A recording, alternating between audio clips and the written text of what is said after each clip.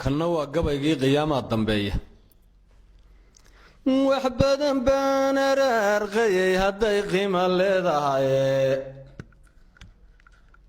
qabiil inaad ku caydiyo dadkood qadafta mooyaane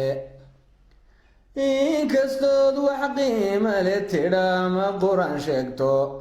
haddaan gabaygu qola tabanaynuma qushuucdaane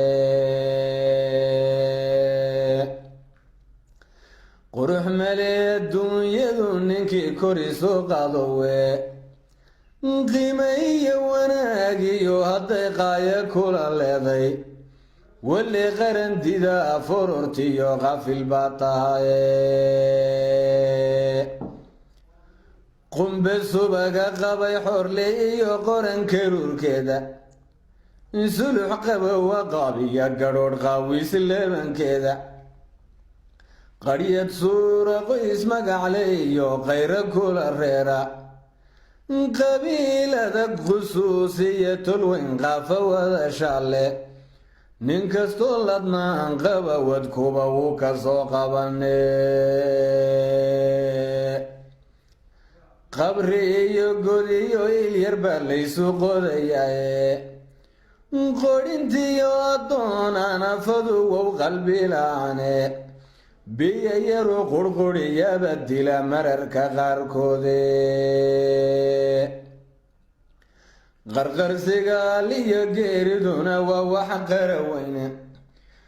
quwadiyo itaal male naftii qalab tidhaahdaye qufacay ka raacda ninkii qamudkii galaye aadmigaansi qooqiyo gefkiyo qurunka daynayne kibirkiyo qabnadu waa wixii jebiyey qaarune qabka iyo isweynaynta waa lagu qasaraye qur-aankay ku taalla fircoon qaabkii loo galaye qaydada kuwii dhafay manka laga qaaday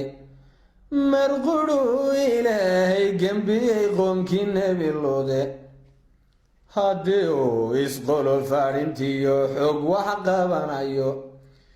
samuud waxa qabsaday baan ogniyo qoladii reer caade qaabiil dulmigu waa wixii qowka raaridaye qasiraada la gadhay iyo qabar laxad weyne